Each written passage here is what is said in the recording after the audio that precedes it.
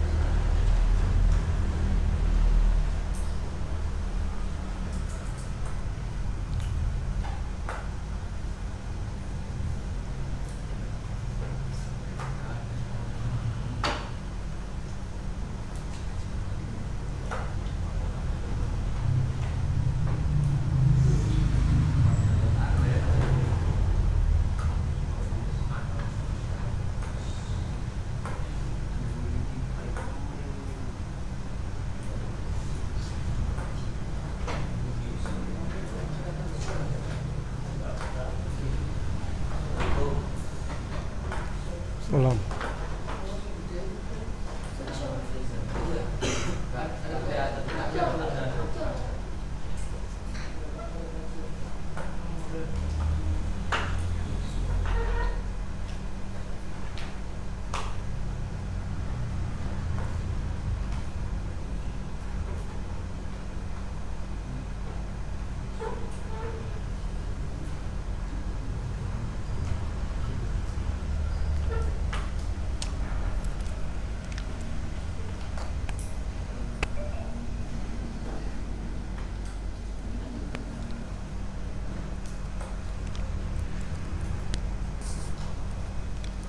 Kita mulai ya.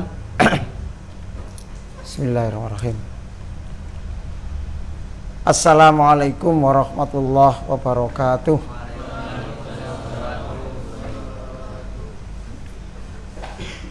Innal hamdalillah alladzi nahmaduhu wa nasta'inuhu wa nastaghfiruh wa na'udzu billahi min syururi anfusina wa min sayyiati a'malina may yahdihillahu fala mudhillalah wa may yudlil fala hadiyalah. Asyhadu an la ilaha illallah wahdahu la syarikalah wa asyhadu anna Muhammadan abduhu wa rasuluh la nabiyya ba'dah. Allahumma salli wa sallim ala Muhammad wa ala alihi wa ashabihi ajma'in. Amma ba'd. Qala ta'ala fi kitabil karim, a'udzu billahi minasyaitonir rajim. Wasari'u ila maghfiratin mir rabbikum wa jannah 'arduhas samawati wal ard u'iddat lil muttaqin.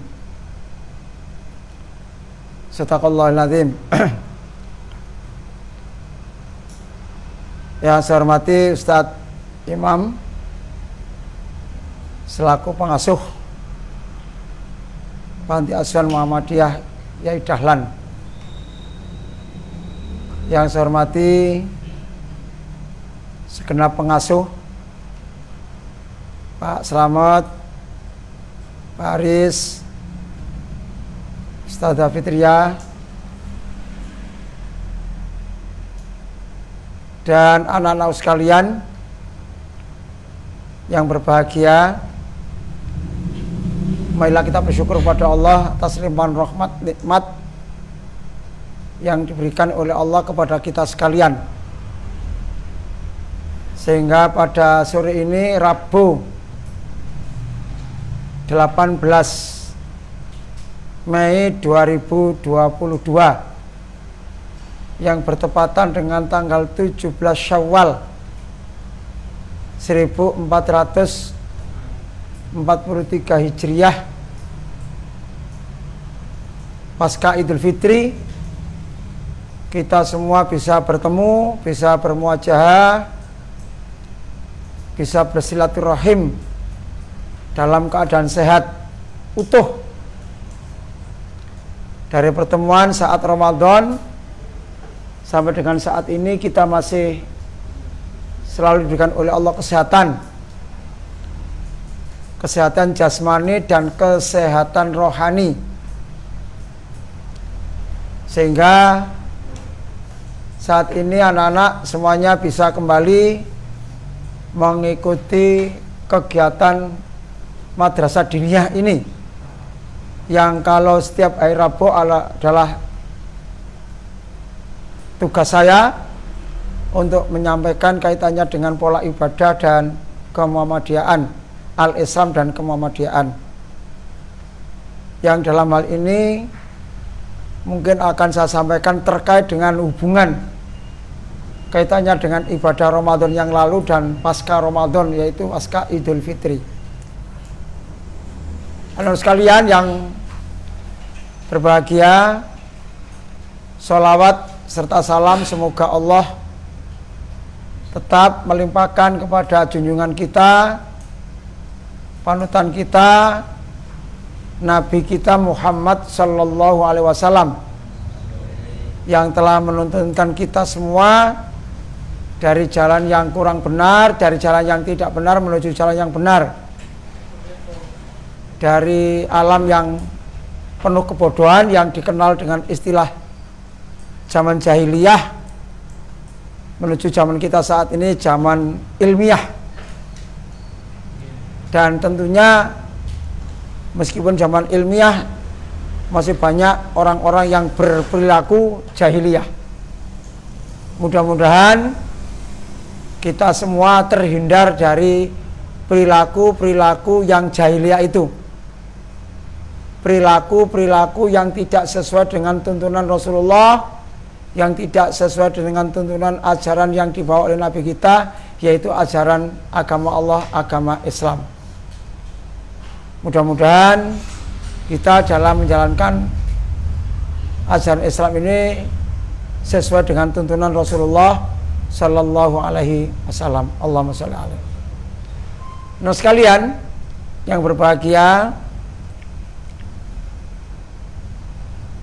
di dalam kita melaksanakan ibadah Ramadan sebulan yang lalu itu,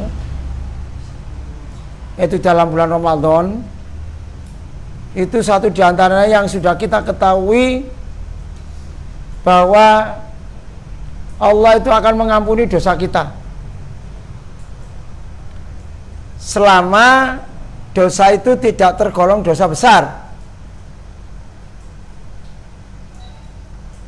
Dan dosa itu kalau hubungannya dengan Allah, kalau dosa-dosa kecil dan hubungan dengan Allah, lalu kita melaksanakan ibadah puasa dengan baik semata-mata karena iman kepada Allah, semata-mata karena mencari ridha Allah, ikhlas karena mencari ridha Allah, ghufira lahu ma taqaddama min dambi, Allah akan memberikan pengampunan pada setahun yang lalu. Namun kalau hubungannya dengan dosa itu dosa yang besar, ya tentunya akan ada cara tersendiri, ada aturan tersendiri yang tidak bisa dihapus dengan berpuasa Ramadan. Tidak bisa hanya dengan melaksanakan ibadah Ramadan kemudian dosa kita yang besar itu hubungannya dengan Allah lalu diampuni oleh Allah. Misalnya dosa syirik. Kalau dosa itu dosa syirik, menyekutukan Allah, menganggap bahwa ada Tuhan selain Allah, ada zat yang punya kuasa seperti kekuasaan Allah, maka itu termasuk dosa syirik dan itu tidak akan diampuni oleh Allah Subhanahu wa taala sebelum kita ini benar-benar bertobat dengan sebagus-bagusnya tobat. Karena ternyata masih banyak anak sekalian orang yang melaksanakan ibadah puasa sebulan penuh, melakukan ibadah-ibadah yang lain, tetapi masih tidak bisa meninggalkan perbuatan dosa syirik itu. Contoh, masih banyak orang-orang yang melakukan sesuatu, minta sesuatu tidak minta kepada Allah, tapi minta kepada selain Allah.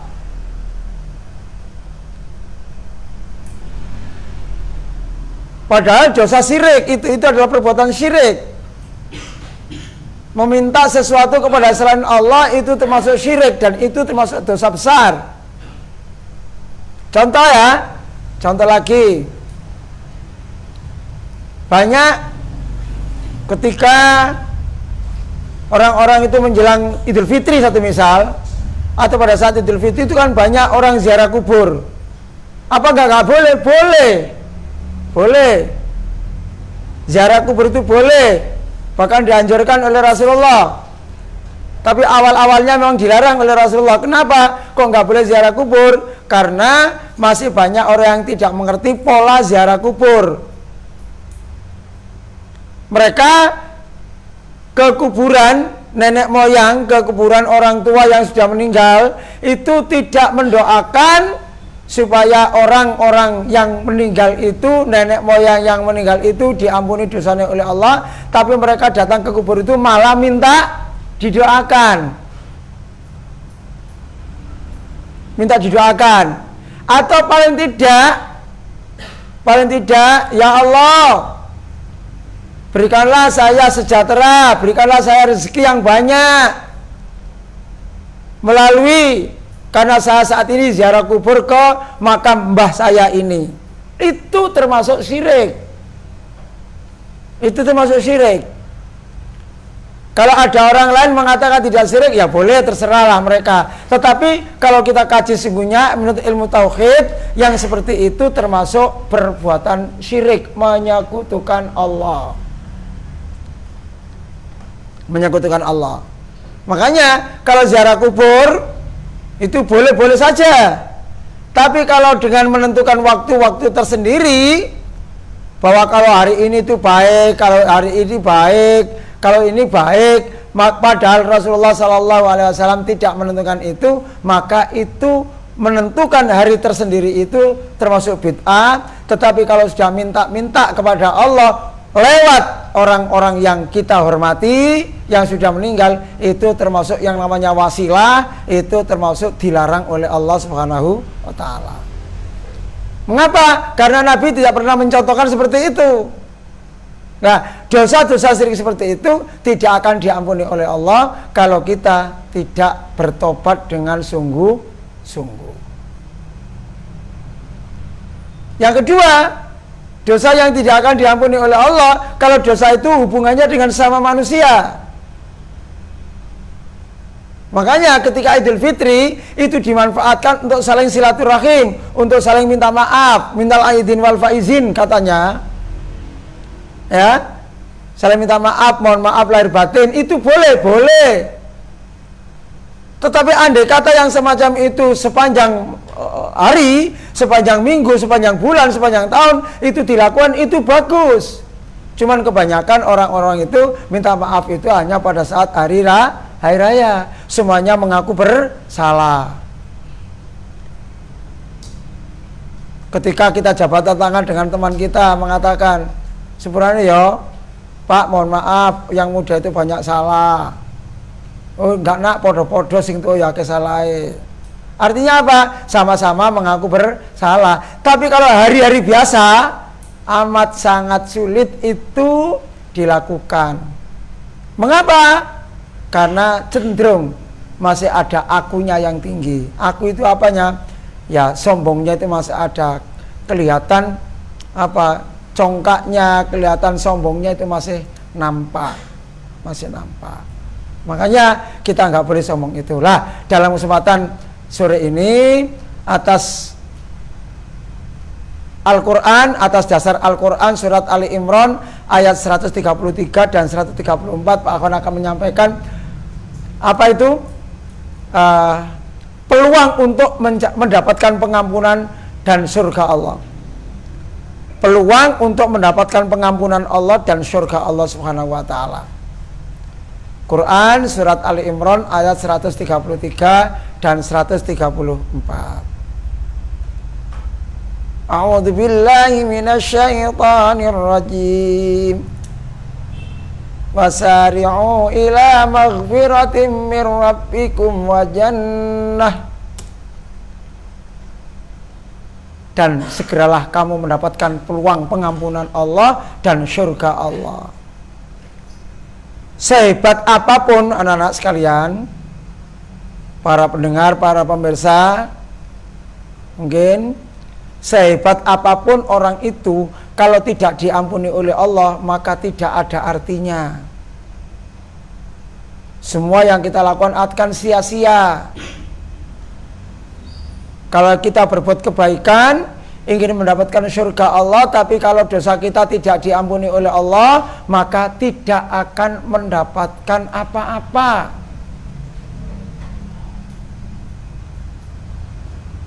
Lah pengampunan Allah itu apa? Ya mendapatkan rahmat Allah. Makanya ada doa yang selalu kita baca, dan barangkali juga sampai juga perlu tetap membaca, Allahumma inna nas'aluka salamatan fiddin wa salamatan fid dunya wa afiatan fil jasad wa ziyadatan fil ilmi. Ini wa barakatan fil rizki wa taubatan qoblal maut. Kita diberikan oleh Allah kemudian untuk bertobat sebelum mati. Taubatan qoblal maut. Warahmatan indal maut, dan diberikan oleh rahmat ketika kita mati. Wa maghfiratan ba'dal maut, dan kita diberikan oleh Allah pengampunan ketika kita sudah mati.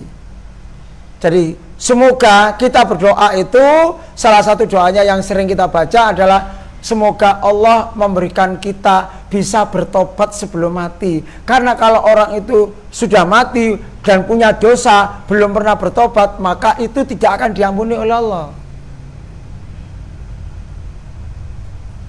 Tidak akan diampuni oleh Allah. Makanya tobatlah. Sebelum kita meninggal, kita selalu perlu bertobat. Rasulullah SAW itu kurang apa? Nabi Muhammad SAW itu orang yang terkenal, yang sudah kita kenal dengan istilah maksum, yaitu orang hamba Allah yang terjaga dari kesalahan. Tapi seperti itu pun Rasulullah SAW menyampaikan dalam sebuah hadisnya yang sahih, istaghfiru ila rabbikum fa inni atubu mi'ata marrat fi kulli yaumin. Banyak-banyaklah beristighfar kepada Tuhanmu, karena sesungguhnya saya ini bertobat kepada Allah tidak kurang dari 100 kali dalam sehari semalam. Itu Nabi. Berarti Nabi itu juga sering banyak membaca istighfar. Istighfar. Astagfirullahaladzim, astagfirullah atau astagfirullahaladzim. Lah, baca istighfar itu ada tuntunannya menurut tarjih. Kalau ada hubungannya dengan pola ibadah, misalnya beristighfar ba'da sholat, zikir setelah sholat, itu istighfarnya cukup astagfirullah, astagfirullah, astagfirullah, tidak ada astagfirullahaladzim. Kalau di luar rangkaiannya dengan sholat, boleh astagfirullahaladzim alladzi la ilaha illa wal hayyul qayyum atubu ilaik, boleh. Tapi kalau ada hubungannya dengan setelah sholat, itu cukup astagfirullah, astagfirullah, astagfirullah. Mengapa? Karena itu ada tuntunan. Dalam HPT, dalam tarjih itu jelas dikatakan, karena itu pola ibadah, maka pola ibadah makhdhah, pola ibadah yang ada tuntunannya, maka kita tidak boleh apa? Tidak boleh nambah-nambahi, tidak boleh ngurangi. Makanya istighfarnya setelah sholat cukup astagfirullah. Kalau di SMP gitu ya, astagfirullah, astagfirullah, pakai astagfirullahaladzim, enggak kan?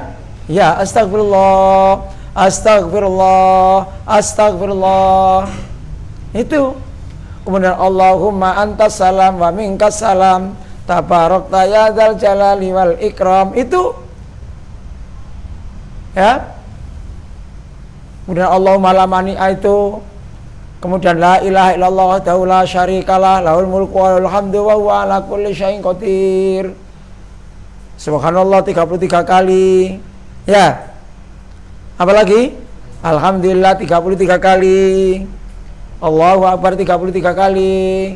Kemudian setelah itu la ilaha illallah wahdahu la syarikalah, lahul mulku wa lahul hamdu wa huwa ala kulli syai'in qadir. Lalu baca ayat kursi. Apa ayat kursi?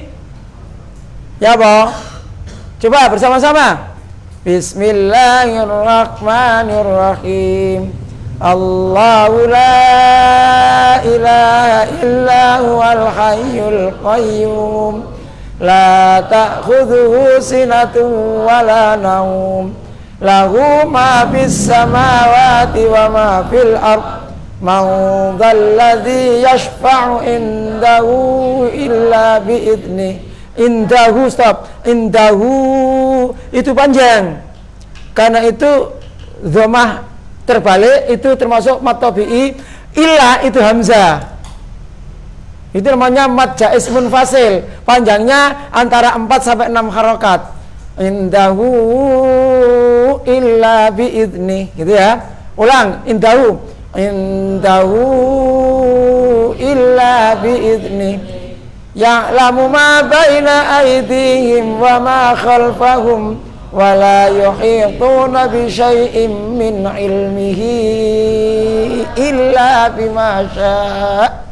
Wasi'a kursiyyuhus samawati wal ardh wa la ya'uduhu hifdhuhuma wa huwal aliyyul azim. Ayat kursi. Kemudian baca qul huwallahu ahad, qul a'udzu birabbil falaq, qul a'udzu birabbin nas, ya. La ilaha illallah ta'ala syarikalah. Lalu ditutup dengan doa seperti, ya, doa sesuai dengan kemampuan kita masing-masing. Yang biasanya jangan lupa doa itu Allah maghfirli wali walidayya, itu ya, berdoa untuk diri kita dan untuk kedua orang tua. Itu doa untuk kedua orang tua itu boleh orang tua masih hidup maupun orang tua yang sudah meninggal. Istighfar. Nabi beristighfar satu harinya tidak kurang dari 100 kali. Nah, bagaimana sahabat semua?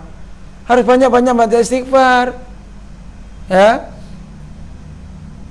Banyak-banyak baca istighfar. Kenapa? Manusia itu tidak bersalah. Manusia itu tidak pernah luput untuk bersalah, untuk khilaf, untuk lupa. Lah, supaya kita mendapatkan pengampunan Allah, ya banyak-banyak mendapatkan pengampunan Allah, minta ampun pada Allah tadi itu. Ya. Ini ila maghfirah wa jannah, dan surga Allah. untuk mendapatkan pengampunan Allah dan surga Allah, samping tadi itu banyak-banyak beristighfar. Ya, surga Allah itu arduhas samawati wal ardu iddat lil muttaqin. Yang luasnya itu sepanjang langit dan bumi, dan itu dijanjikan oleh Allah, disediakan oleh Allah kepada orang-orang yang bertakwa. Tapi kalau kita berpuasa dengan bagus, apa nilai apa keinginan akhir dari puasa yang kita laksanakan dengan bagus itu, supaya kita jadi orang apa? Surat Al-Baqarah ayat 183. Supaya kita jadi orang apa? Lu hafal? Ya ayyuhalladzina amanu kutiba alaikumusiyam. Terus kama kutiba alal ladzina min qablikum. Terus la'allakum tattaqun, supaya kamu menjadi orang yang bertakwa. Ya. Nah, orang-orang yang berpuasa dengan bagus, karena dalam puasa itu kan dianjurkan untuk ya bersedekah, ya, untuk menjaga supaya tidak marah dan sebagainya, menjaga supaya tidak melakukan sesuatu yang tidak berguna. Lah, kalau sudah seperti itu akan betul-betul menjadi orang yang bertakwa.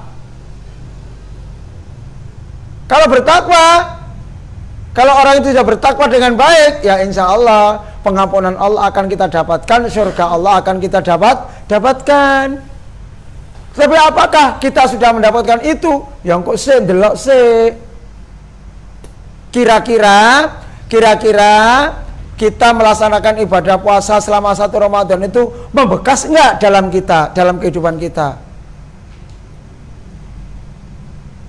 Ada bekasnya enggak untuk kita semua? Artinya apa? Apakah apa yang sudah kita lakukan dalam bulan puasa itu, apakah juga kita lakukan setelah bulan puasa ini, untuk bulan Syawal dan seterusnya? Nah, di situ salah satu diantaranya mengevaluasi kita supaya kita mendapatkan peluang pengampunan Allah dan surga Allah itu, kita dievaluasi oleh Allah. Kalau sing nglakoni ngene apa durung? Gitu loh. Apa evaluasinya? Nah, walladzina yunfiquna fis sarra'i wadh-dharra. Dalam bulan puasa itu disuruh kita perbanyak infak, perbanyak sedekah, perbanyak memberi sesuatu. Ya, Pak Slamet itu luar biasa. Bagaimana supaya panti kita ini mendapatkan sedekah, mendapatkan infak dari para donatur kita dalam bulan Ramadan itu. Ternyata juga banyak dibandingkan dengan di luar Ramadan. Lah, orang-orang kita semua yang sudah terbiasa mendapatkan berinfak, bersedekah dalam bulan Ramadan itu, apakah setelah Ramadan juga tetap berinfak, bersedekah? Ini alladzina yunfiquna fis sarra' wadh-dharra. Orang yang berinfak di jalan Allah itu baik dalam keadaan lapang atau dalam keadaan sempit, baik duwe akeh atau duwe mek titik,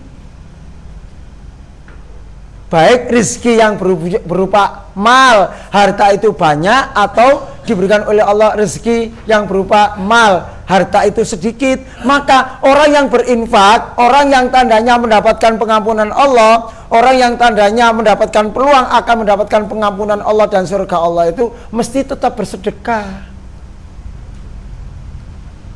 Lupa,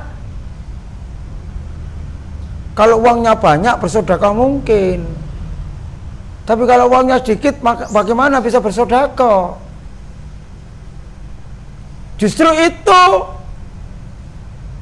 evaluasi Allah, ujian Allah, ngetes kita, ngetes para donatur, ngetes para agnia. Ketika uangnya banyak bersedekah, ketika nggak punya uang kemudian sedekahnya berhenti, itu tandanya hasil dari kebiasaan kita di bulan Ramadan itu belum membekas dalam diri kita setelah bulan Ramadan. Bagi kita, sampean semua, loh Pak, saya ini kan anak panti, kan nggak pernah bersodako, malah menerima sodako. Jangan bilang. Kalau sampean diam saja, hanya menggantungkan pemberian orang, tidak punya bergerak apa-apa, tidak punya kegiatan apa-apa, ya berarti sampean hanya ingin mendapatkan sodako. Tapi bagaimana anak panti supaya juga bisa bersodako? Bersodako lewat yang lain. Jangan diam. Kalau para donatur kita sodako untuk kita, untuk panti dahlan ini lewat hartanya, memberikan sumbangan dananya, memanggil kita atau ngajak kita untuk buka bersama dan sebagainya, maka kalau kita bagaimana? Ya sampai Anda punya hak untuk bersodako, punya kewajiban juga untuk bersodako. Apa sodako panjenengan? Ya melakukan sesuatu yang sekiranya sesuatu itu bermanfaat untuk orang lain.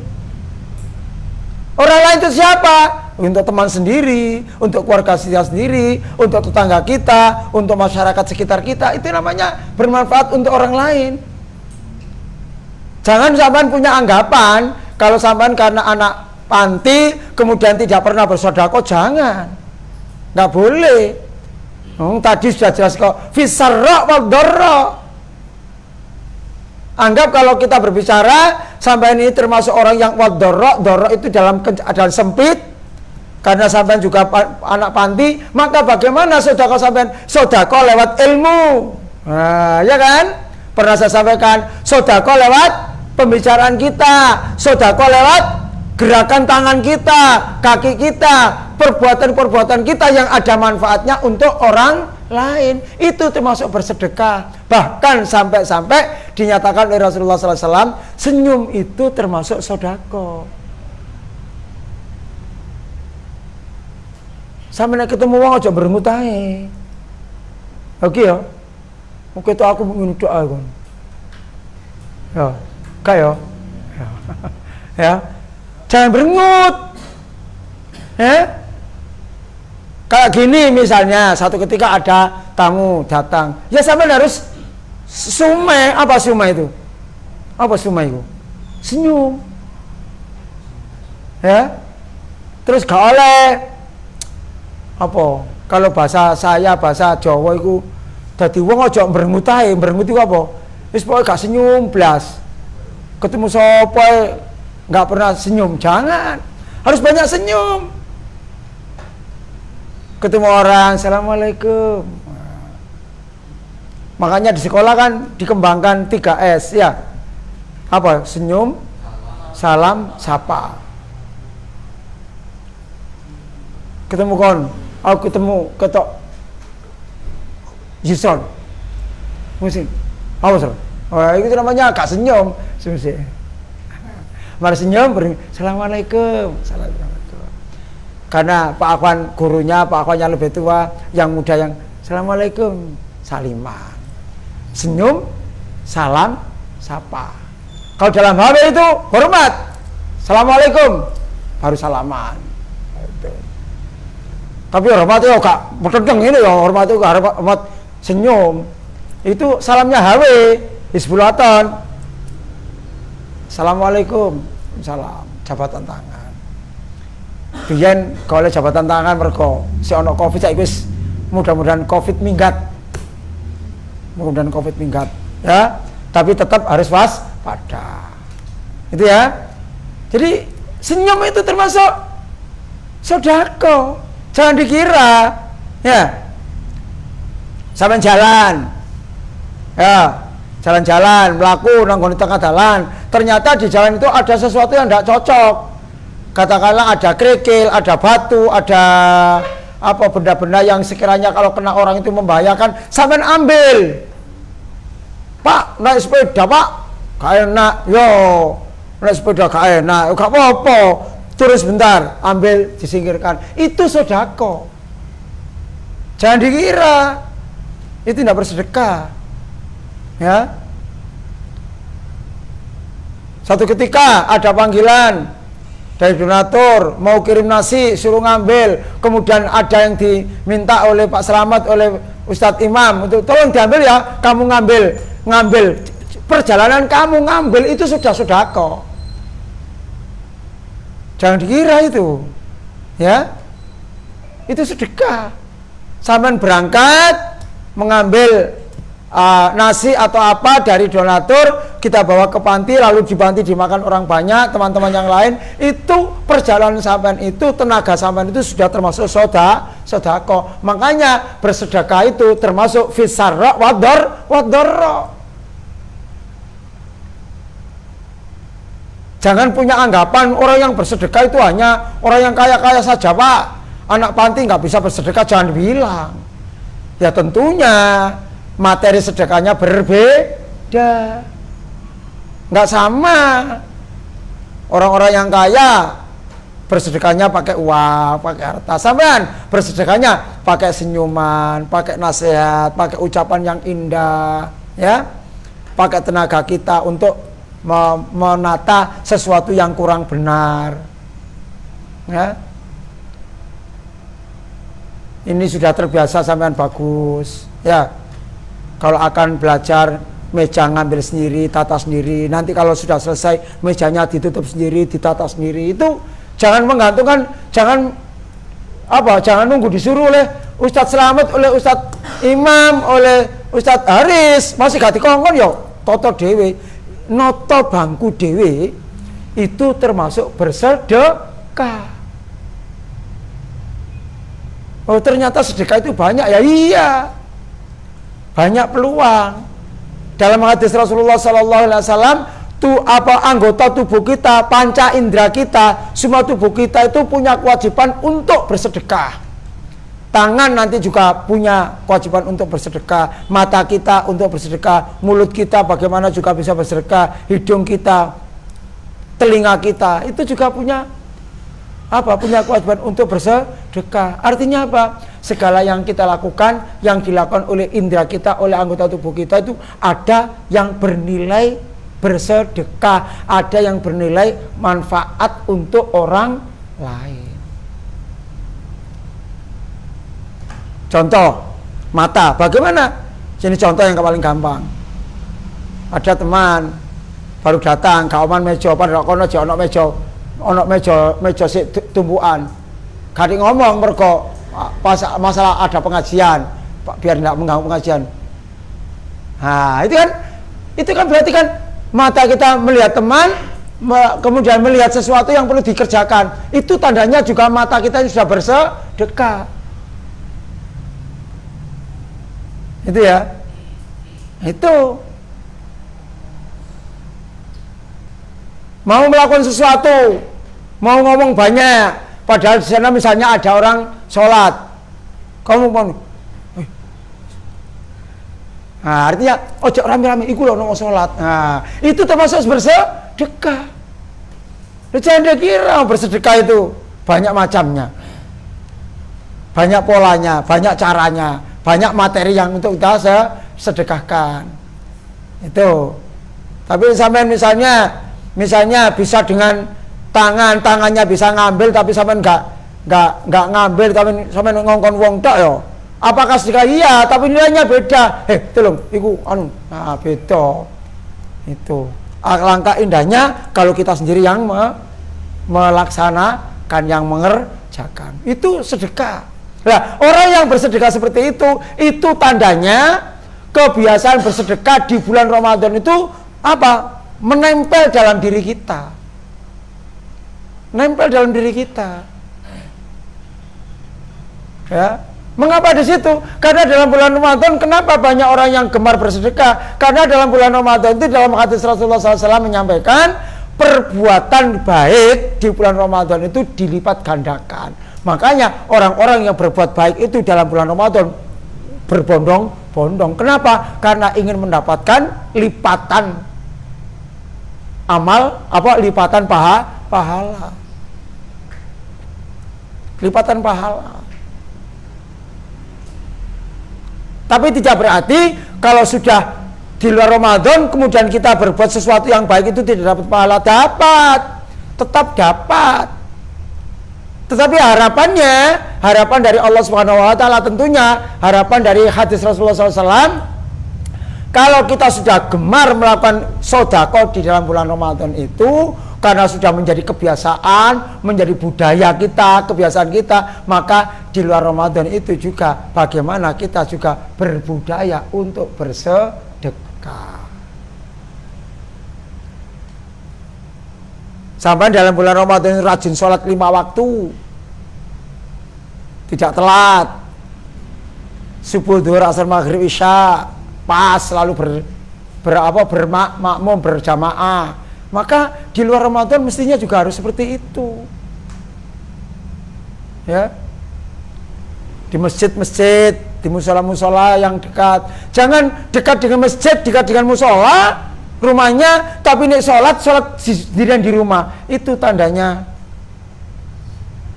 masih kurang menghayati ilmu agama Allah yang benar.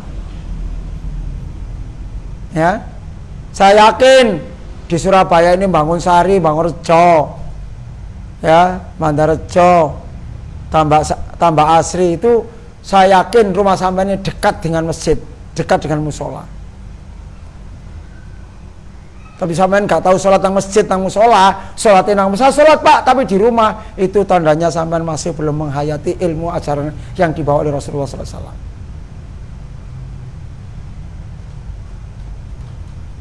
Itu harus rajin di masjid, rajin di musola.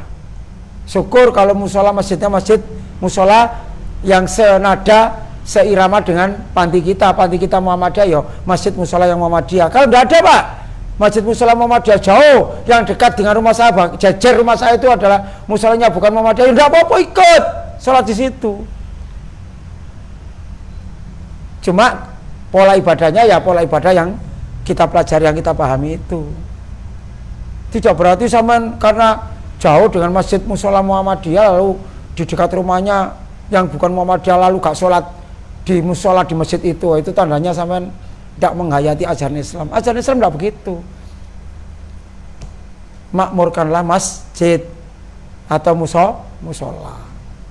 Lah salah satu bentuk memakmurkan masjid dan musola itu ya rajin mengikuti jamaah.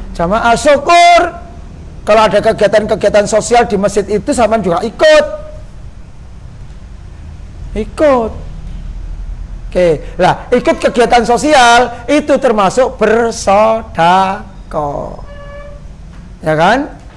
Kemarin kalau bulan Ramadan kemarin kan ada sampai apa? Takjil ring road, ya, on the road takjilnya, terus sampai ke sana. Nah itu termasuk sedekah. Lah itu kalau kita sekarang sudah tidak ada takjil bersama-sama, yoga takjil itu ya mungkin yang lainnya. Ini sedekah. Yang kedua, ya, alladzina yunfiquna fis sarra'i wad dharra wal kadhiminal ghaidh. Yang kedua, apa yang sudah kita lakukan dalam bulan Ramadan itu kita biasakan di luar bulan Ramadan. Apa itu? Bisa menahan diri ketika marah, gak muring-muringan. Ayo anak-anak sekalian, termasuk bapak ibu, saudara-saudara yang menyaksikan, yang pemirsa pada kajian ini, kalau masih ada di antara kita yang masih katakanlah misalnya saya dengan Ustadz Imam, mergo saya pernah mangkel sama Ustadz Imam, aku gak nyopo, itu tandanya saya dengan Ustadz Imam, saya itu masih punya rasa dendam. Kenapa dendam? Karena marah, karena kemarahan. Mungkin saya pernah melakukan sesuatu lalu Ustadz Imam itu marah sehingga tidak pernah nyopo saya. Satu misal, ini saya contohkan Ustadz Imam aja, nggak nyontono nang liyane kok orangnya tersinggung, ya. Kenapa? Kita nggak boleh marah. Nah, marah dalam bulan Ramadan itu termasuk membatalkan pahalanya ibadah puasa. Nah, kalau bulan-bulan Ramadan itu kita bisa mencegah itu, maka di luar Ramadan juga kita harus bisa mencegah bisa menahan marah. Dalam hadis Rasulullah SAW menyampaikan, kalau dalam bulan Ramadan, andai kata kamu diajak berdebat, wis gampangnya berbincang-bincang, berdebat. Apa nek berdebat sih kurang keren.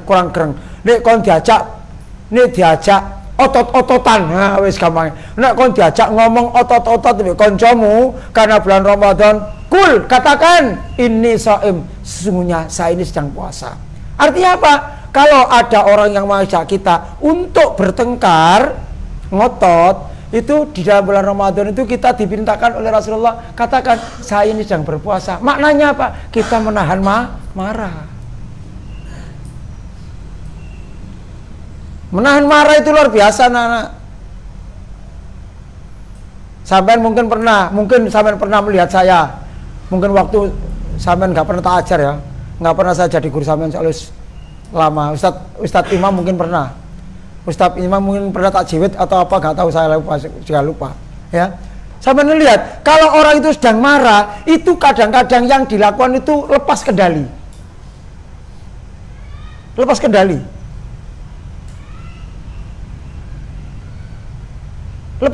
Artinya apa? Lepas kendali itu apa yang dilakukan itu kadang-kadang kita lepas kendali, artinya kita tidak mikir yang dilakukan itu berbahaya atau tidak. Kadang-kadang itu. Mengapa? Karena marahnya tidak bisa tahan. Tapi kalau orang itu marah lalu bisa menahan diri, tetap mengendalikan diri, tetap bisa menahan apa yang marah itu menjadi terkendali, maka walaupun marah, walaupun bertindak, tindakannya insya Allah tetap selamat. Artinya apa? Tidak membahayakan orang lain.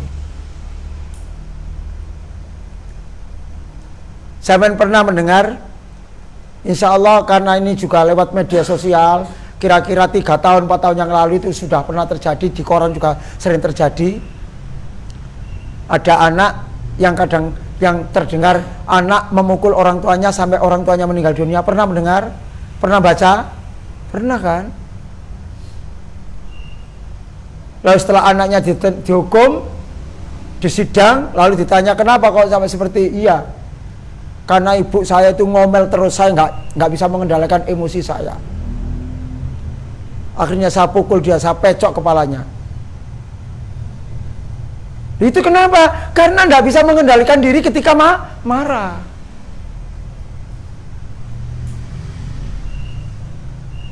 Seorang ibu karena anaknya rewel terus, sering banyak terjadi, baik lewat media sosial, koran atau televisi, berita yang ada, akhirnya apa? Anaknya dikepruk sampai ibunya. Pernah mendengar? Pernah baca? Kenapa? Karena tidak bisa mengendalikan marah. Marah itu sangat membahayakan dalam bertindak, ya. Ojo marah. Kamu gak marah tapi kalau turu. Sama? Ya. Jadi mengendalikan marah itu penting. Mengapa? Karena kalau kita mampu mengendalikan marah, berarti kita mampu mengendalikan emosi kita. Kita mampu untuk mengendalikan keseimbangan hidup, pola pikir kita. Banyak peristiwa zaman Rasulullah SAW. Ya, ketika salah seorang sahabat Rasulullah itu kan juga luar biasa kemarahannya. Ya,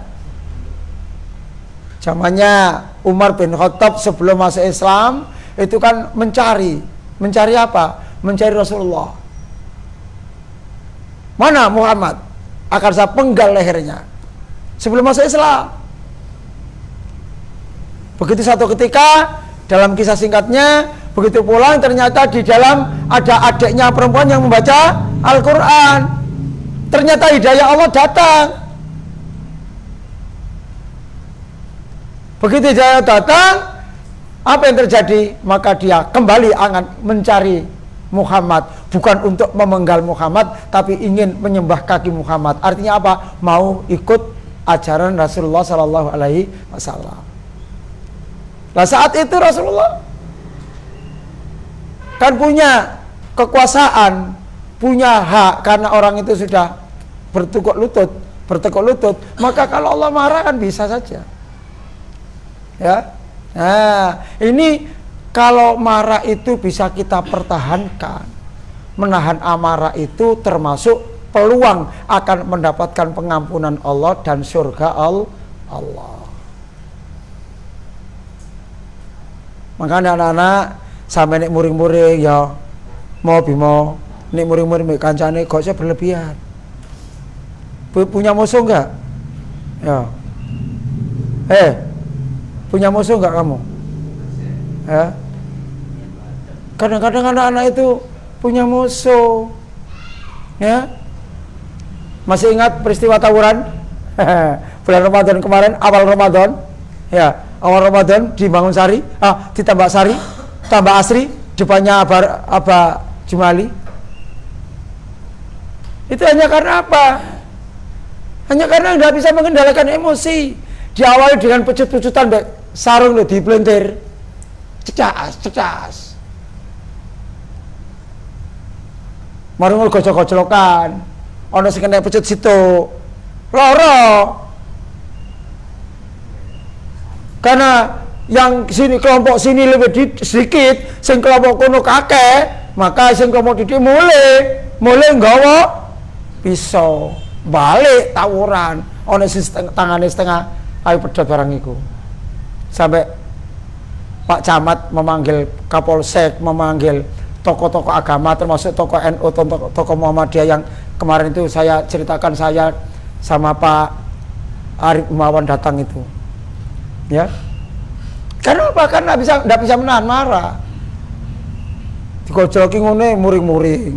Celuk jenenge bapake, misalnya Bimo manggil saya, ada Hamid iki. Ngene kok aku muring-muring. Namanya bapak saya namanya Hamid kok. Lah kenapa harus marah? Celuk bapake muring-muring. Pak, ngilok-ngilokno bapakku kok. Dilokno apa?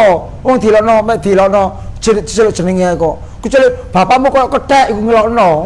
Celuk bapake tok kok. Ya. Kuceluk bapak Pak Kamit kok kethek. Iku ngilokno. Tapi Pak Kamit anak Kamit iki misalnya. Bapak saya kan namanya Abdul Hamid. Ya lapo dia marah wong ngene jarno. Menengo ae. Engko suwe-suwe kono paling nek ngomong terus paling-paling lambene dawir. Jarno ae. Gak usah digatekno. Biasanya anak-anak kan gitu ya. Atau kalau usia SMP itu ilo-iloan, gocok-goclokan. Apa kon? Nek wani kon? Oh. Apa? Plek-plekan ta? Semacam-macam lah. Ya, saya nggak tahu persis bagaimana bahasanya anak milenial zaman sekarang, ya. Karena saya ini anak wong biyen. Pak Ahwan ini sudah termasuk 4 generasi Orde Lama, Orde Baru, Orde Reformasi, sekarang Orde Korat Karit ini. Orde Lama itu masih sudah lahir saya, karena Pak Ahwan lahir tahun 59. Lah sekarang ini tahun berapa ini? 2022.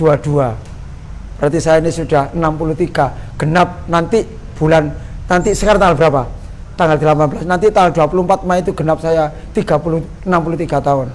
Mana tanggal 25 Mei berarti saya sudah masuk ke 64 hari pertama.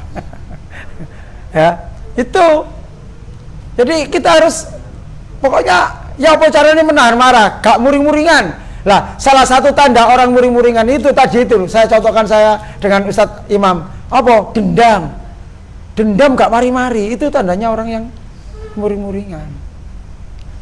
Terus, yang ketiga, orang yang akan mendapatkan peluang pengampunan dan surga Allah adalah wal afina anin nas, orang yang gemar untuk memberikan maaf kepada sesama manusia.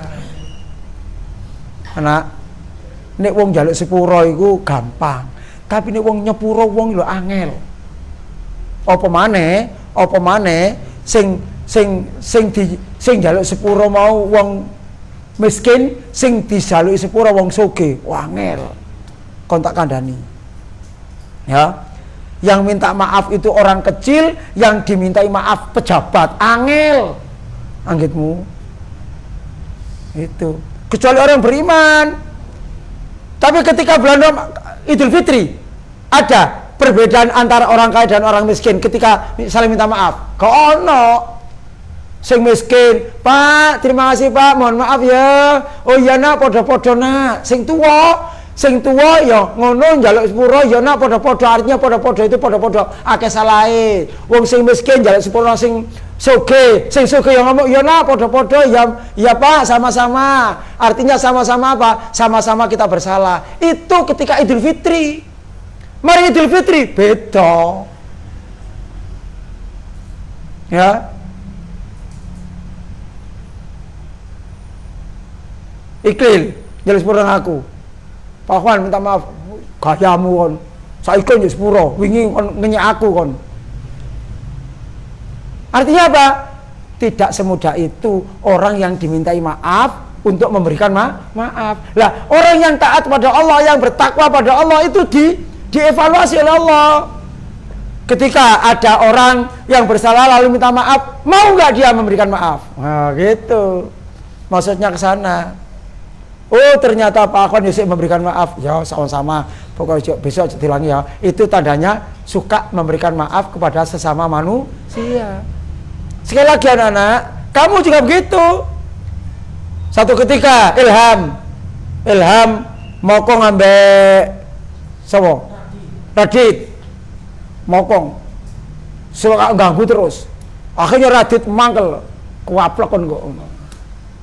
Mari ngono, Dit sepurane yo. Oh, gak enak rai dhewe njaluk sepuro. Saiki kok njaluk sepuro mau kok ganggu aku terus. Nah, itu tandanya tidak suka memberikan maaf. Tapi kalau ya pada seperti sing akeh ya, walaupun tidak di hari Idul Fitri.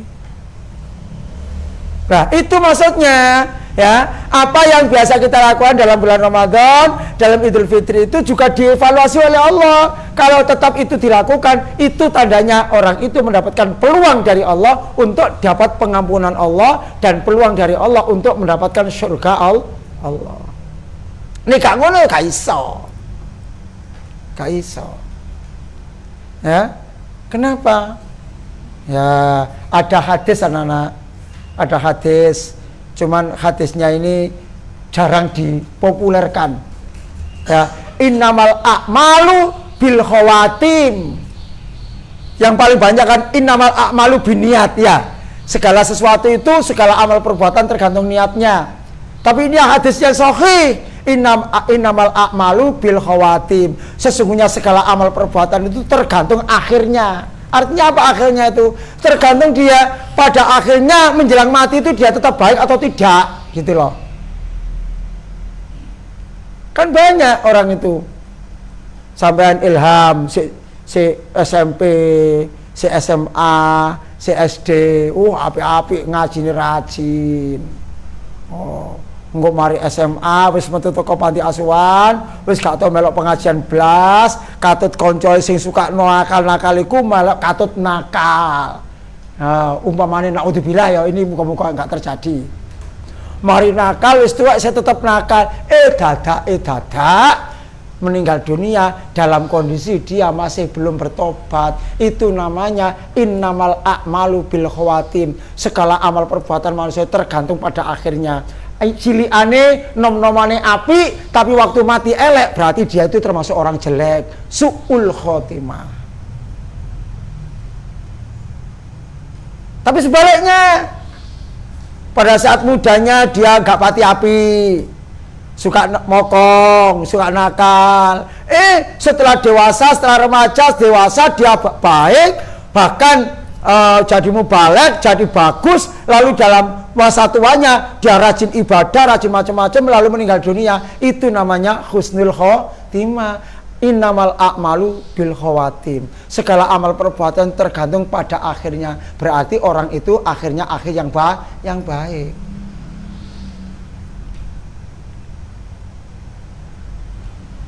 Apalagi ini menjelang pemilu, luar biasa anak. Walaupun sampean belum punya hak pilih, pemilih itu uang ngedem duit sak pirang-pirang. Dengan apa? Supaya dia milih, supaya kita ini memilih dia.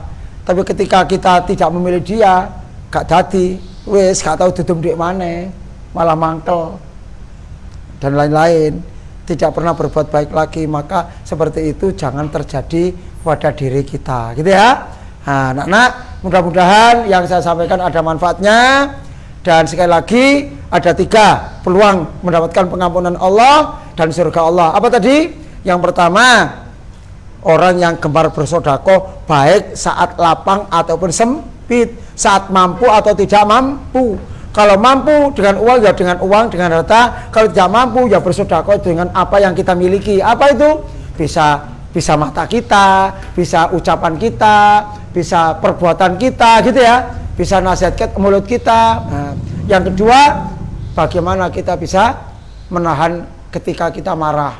Jangan sampai diteruskan kalau marah.